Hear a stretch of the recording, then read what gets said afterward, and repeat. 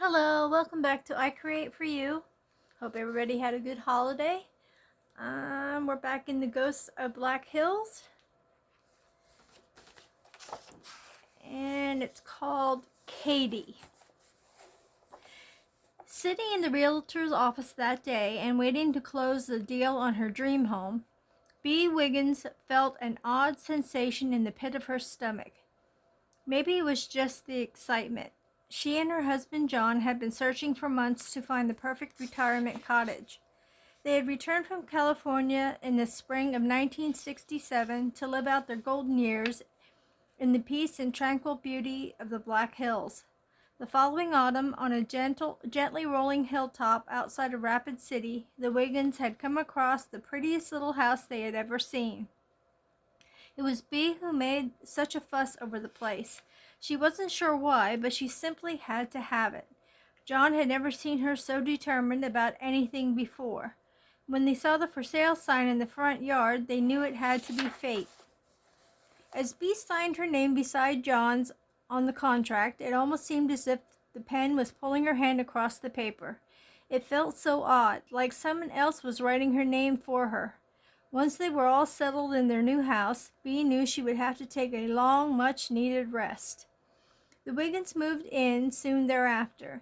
It was indeed a charming place, a postcard-perfect bungalow of white clapboard with red shutters and a picket fence that skirted the yard. Bea stood for the longest time in that yard and gazed at her home. Why did the place seem so familiar to her? Was it the row of 3 windows on the north side, or the way the front door was sitting? Maybe it was the little wrought iron weather vane that was perched atop the roof. If Bea hadn't known better, she would have sworn that she'd actually seen this place before, or maybe even been here. That was, of course, impossible. While both she and John had begun their married life around Sturgis years before, neither one had ever been on this hilltop near Rapid City, and they had never been in this house. Bea mentioned her feelings to John. "It's just your imagination, honey," he assured her. "It's so pretty, like something you'd see in a storybook. You've seen a picture of a cottage just like this, that's all." Bea quietly accepted her husband's explanation, but she wasn't convinced. The feelings were just too strong. There were other things, too, like a tendency to walk into a particular wall in the dining room where she unconsciously thought a door should be. It was such a natural thing. She would always head to the east corner of the dining room to go into the kitchen. The problem was the door to the kitchen was in the west corner. She found herself doing it 3 or 4 times. She just knew there ought to be a door in the east corner. But how? Why? Then there were the initials. Bea took some boxes up to the attic one afternoon and on her way up to the attic stairs, she had the strangest notion that she was going to find something that would confirm her belief about being in that house before. She found it. Once she was in the attic, her eyes were drawn to one of the rafters.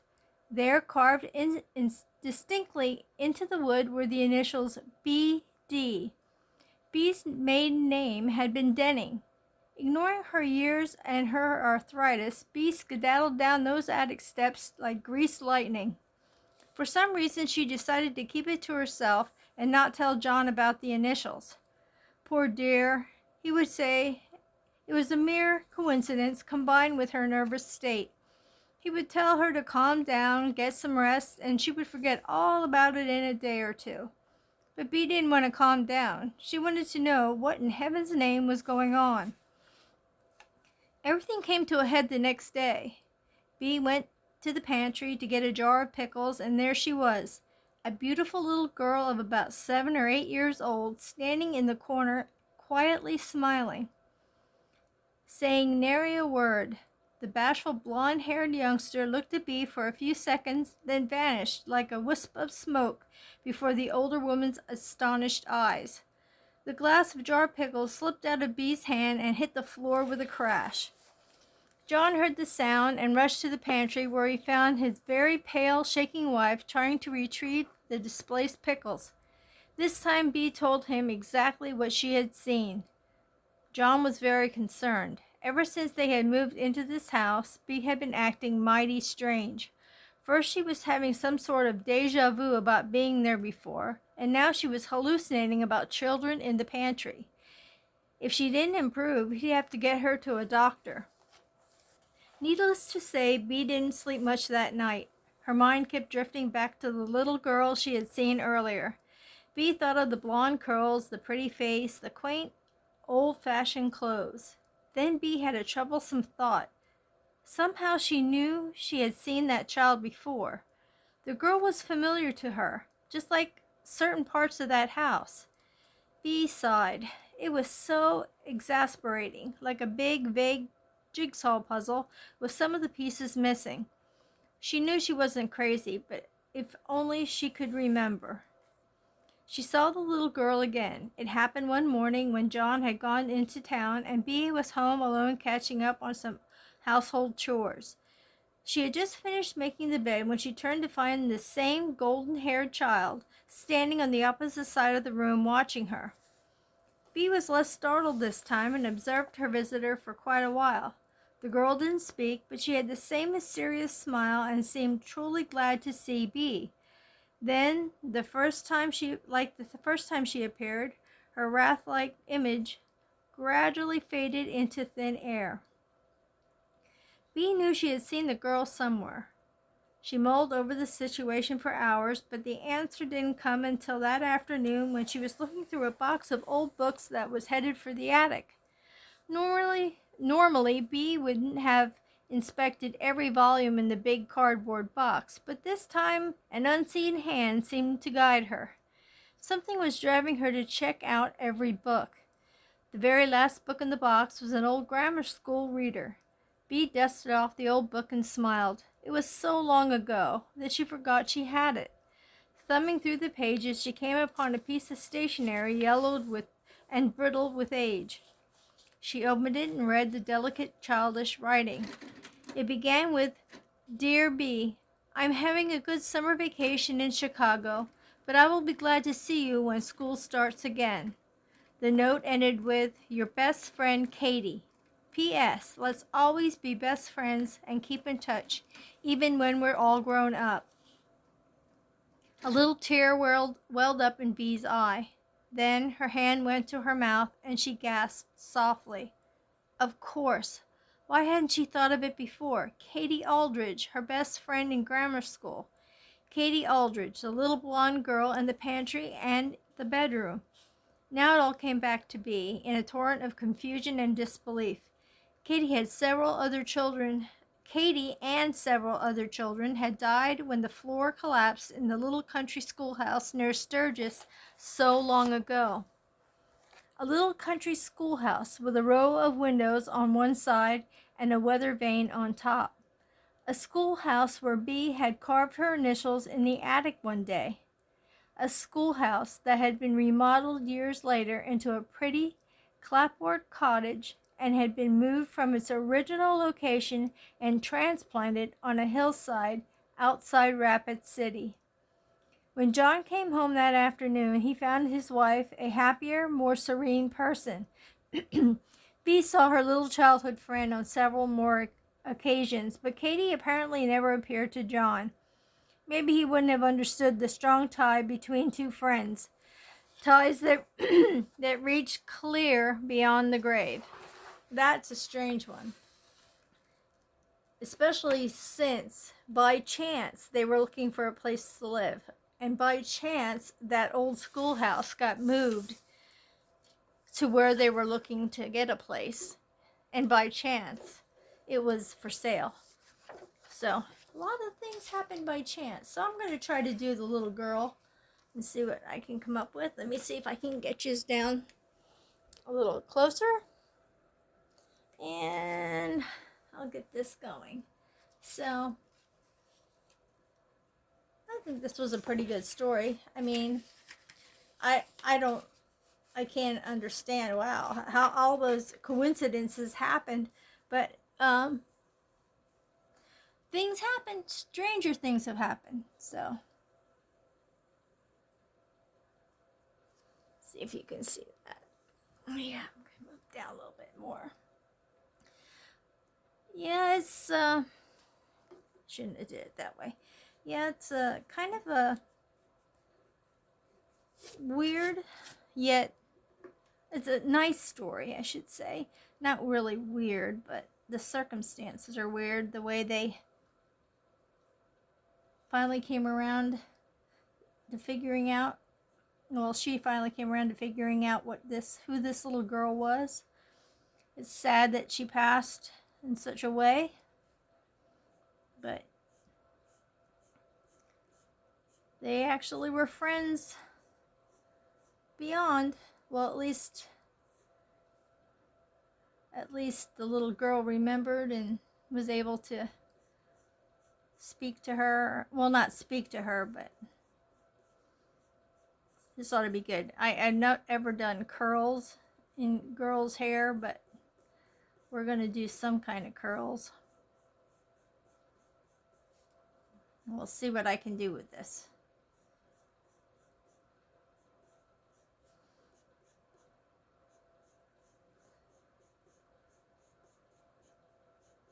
This reminds me of how my mom, one time, out of the blue, just showed me how she used to draw a female's face, and it was just strange how she did it.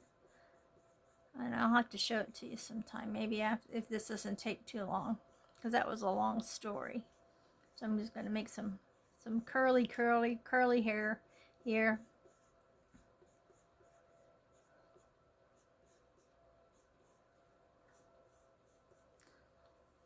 And then we'll do like a little nose here. And she was smiling at B, so we'll give her a little smile.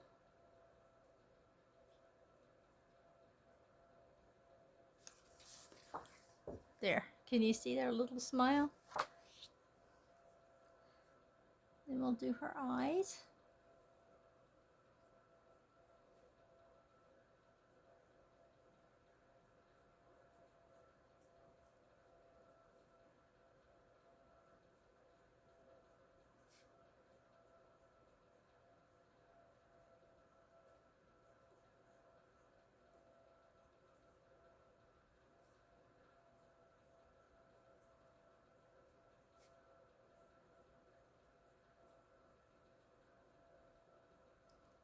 Okay.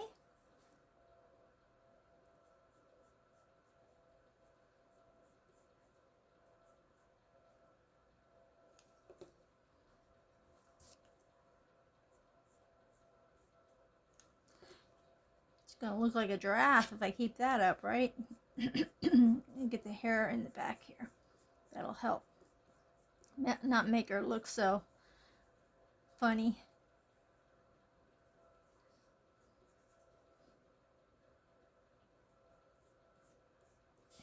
I'm not kind of sure what kind of dress she would be wearing, but I'm just gonna make one.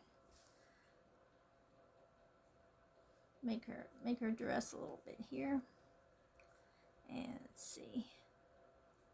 Just a little thing. She's only 7 years old. That must be hard to, like when people lose touch of good friends that young. I can't imagine that. It's got to be very traumatic because you're just not understanding. If she was only like 7 years old, what's that, like second grade maybe? So it's got to be like really hard to comprehend, what happened and how it happened. And that's why I can't understand when some of these kids go through some of these school shooting things too, and they lose their friends, sometimes their family members, their own family members that might be going to the same school they are. So, do our little dressy here. Let me see if I'm still in frame. Yep, but you can, like, you can barely see me. I'll really show it to you later. I don't know why it's not showing up that well.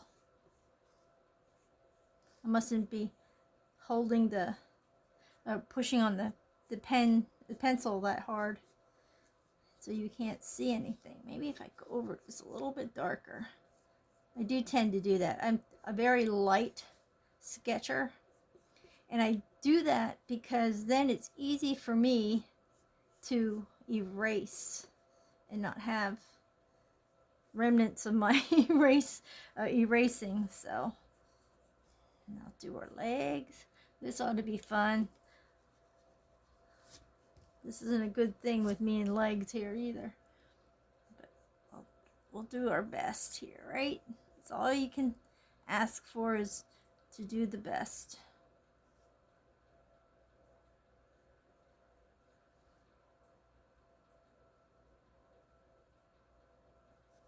There's our one foot.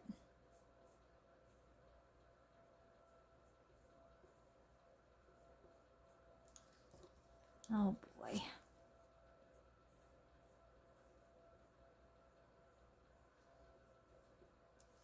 Just guessing how the feet would go. I don't know. I'm really making her stand funny. Better than nothing, right? Better than no legs at all. That one doesn't look so bad, but this one has a little bit of an issue. I just can't get it right here. Okay, let's move on to the arms, which will be another funny looking one.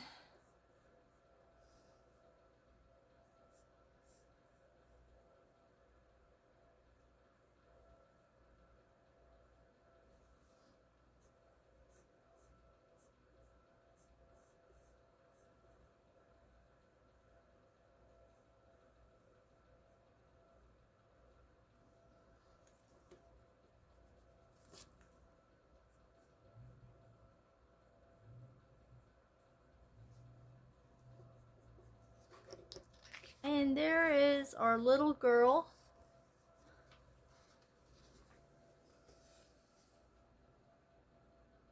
With the curly blonde hair. And the funny legs. And the spindly arms. With no elbows. Good lordy Lou. Right? All these poor ghosts.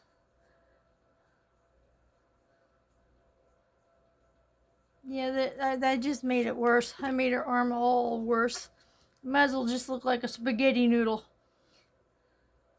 There we go. But this is Katie. Katie from the past. Long lost friend, long lost school friend.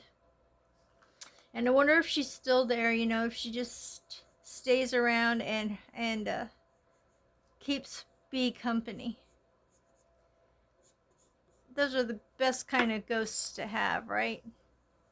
The kind that are just, they just want to be your friend. They don't want to be naughty. And there's Katie.